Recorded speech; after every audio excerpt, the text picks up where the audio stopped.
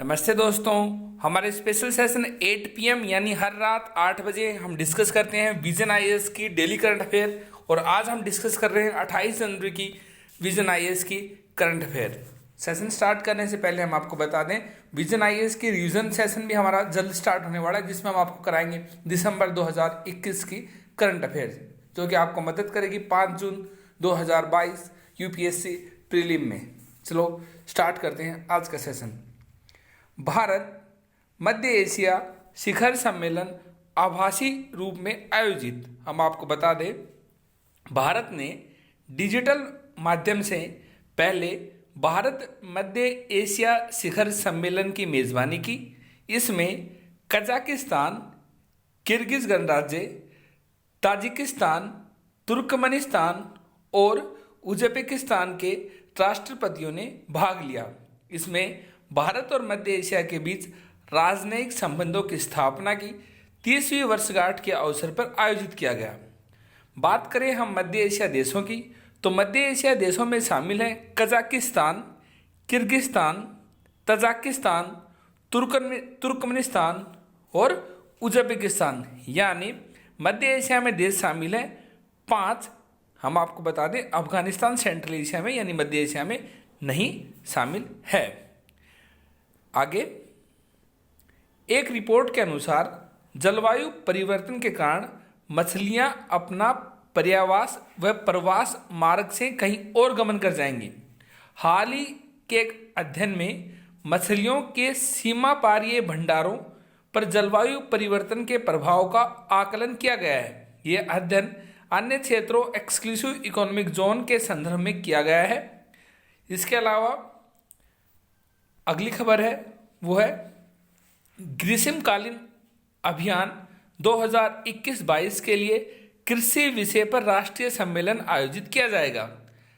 बात करें, सम्मेलन में इस तथ्य को रेखांकित किया गया है कि ग्रीष्मकालीन फसलें किसानों को शीघ्र आय प्रदान करती हैं, साथ ही खरीफ और रबी मौसम के बीच अंतर को भी समाप्त करती हैं।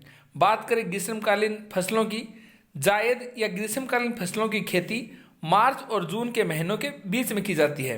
उन्हें अपने विकास के लिए गर्म व शुष्क मौसम की आवश्यकता होती है, साथ ही फूल आने के लिए लंबे दिनों की जरूरत होती है।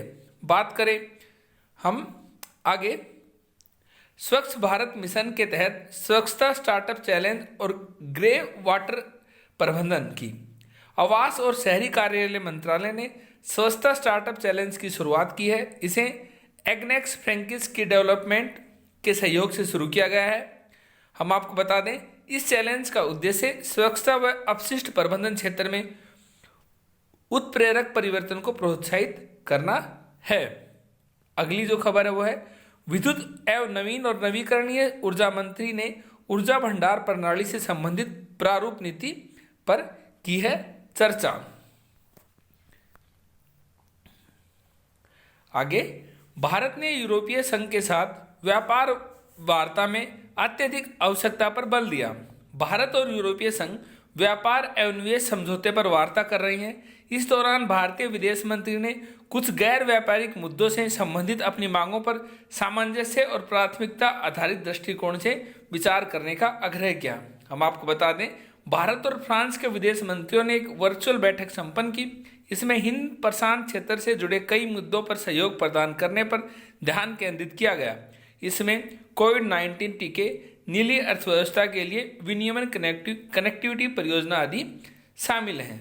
भारत और यूरोपीय संघ द्विपक्षीय व्यापार और निवेश समझौते से भी जुड़ी चिंताओं की भी बात होगी।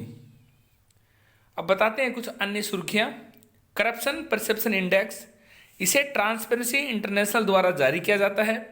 इस सूचकांक में भारत 180 देशों में से 85वें स्थान पर है। भारत को 40 अंक मिले। पिछले वर्ष ये 86वें स्थान पर था। एग्जामिनर आपसे पूछेगा, हाल ही में जारी करप्शन परसेप्शन इंडेक्स 2022 में भारत का क्या स्थान है? 85 हुआ। अगर एग्जामिनर पूछे 2021 के में क्या था, तो वो था 86वां स्थान था। अगली जो सुर्खी बनी वो है, अमेरिका कॉम्पिटेक्स एक्ट। संयुक्त राज्य अमेरिका ने America creating opportunity for manufacturing free emerging technology and economic strength act 2022 या अमेरिका कॉम्पिटेंट एक्ट 2022 प्रस्तुत किया है। ये एक स्टार्टअप इकाई में स्वामित्व हित रखने वाले विदेशी नागरिकों के लिए प्रक्रिया का प्रस्ताव करता है। इसके अंतर्गत वे W1 और गैर अप्रवासी के रूप में वर्गीकरण के लिए सेवा याचिका प्रस्तुत कर सकते हैं। अगली जो सुर्खी है वो है रणनीतिक विनिवेश। एयर इंडिया के रणनीतिक विनिवेश के लेन देन की प्रक्रिया पूरी हो गई है। यह औपचारिक रूप से अपने संस्थापक टाटा समूह का हिस्सा बन गया है।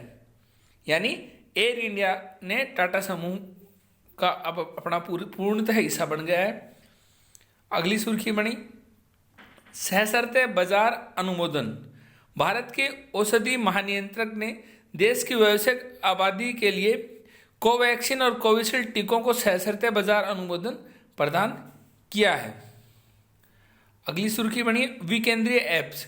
डी ऐप्स ऐसे प्रोग्राम जो लोगों को तीसरे पक्ष की आवश्यकता के बिना एक दूसरे से संपर्क करने की अनुमति देते हैं। उदाहरण के लिए जब अचल संपत्ति हस्तांतरण के द्वारा होगा तो इसमें केवल विक्रेता और खरीदार भी शामिल होंगे। इस प्रकार की बिचौलियों और उनके कमीशन की मुक्ति मिलेगी। अगला जो सुर्खी बनी वो बनी जेम्स वेब स्पेस टेलीस्कोप। जो विश्व का सबसे उन्नत टेलीस्कोप है, इसकी कक्षा में सफलतापूर्वक स्थापित हो गया है।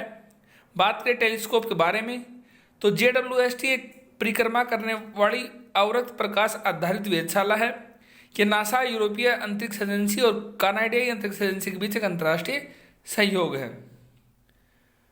बात करें जीवन रक्षक पदक की, राष्ट्रपति जीवन रक्षा पदक श्रृंखला पुरस्कार 2021 प्रदान की मंजूरी दी। यह पुरस्कार किसी व्यक्ति के जीवन को बचाने को लेकर मानव स्वभाव के सराहनीय कार्य के लिए दिए जाते हैं। ये पुरस्कार 3 श्रेणियों में प्रदान किए जाते हैं: सर्वोत्तम जीवन रक्षक पदक, उत्तम जीवन रक्षक पदक और जीवन रक्षक पदक। ये पुरस्कार 1961 में स्थापित किए गए थे। इन पुरस्कारों के अंतर्गत एक पदक केंद्रीय गृह मंत्री द्वारा हस्ताक्षरित एक प्रमाण पत्र और नगद राशि दी जाती है। भारत की महिला स्वतंत्रता सेनानी, हम आपको बता दें आज़ादी के अमृत महोत्सव के हिस्से के रूप में स्वतंत्रता संग्राम की भारत की गुमनाम नायिकाओं के लिए एक सचित्र पुस्तक का विमोचन किया गया है।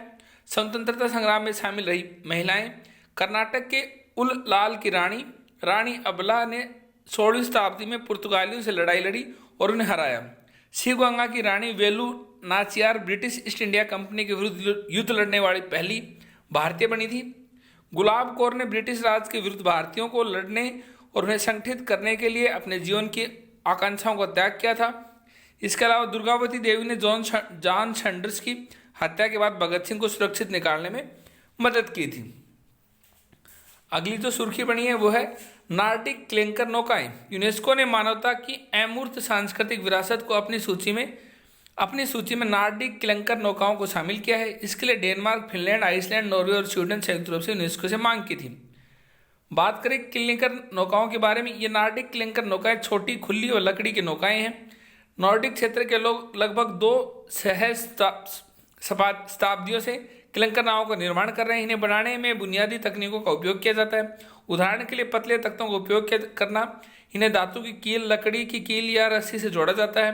क्लैंकर नौकाएं नार्डिक क्षेत्र की साझी तटीय विरासत का प्रतीक है। इनका उपयोग पारंपरिक रूप से मछली पकड़ने तथा वस्तुओं और लोगों को परिवहन के लिए किया जाता है। हमारे आज के सेशन में इतना ही। हमने आपको बताया नॉर्डिक क्लैंकर नौकाएं के बारे में, बताया भारत की महिला स्वतंत्रता सेनानियों के बारे में, बताया जीवन रक्षक पदक के बारे में जो कि 1961 में शुरू किया गया था, बताया हमने जेम्स वेब टेलीस्कोप के बारे में जो हाल ही में सफलतापूर्वक स्थापित किया जा चुका है। साथ ही हमने आपको बताया डी ऐप के बारे में भी बताया। हमने आपको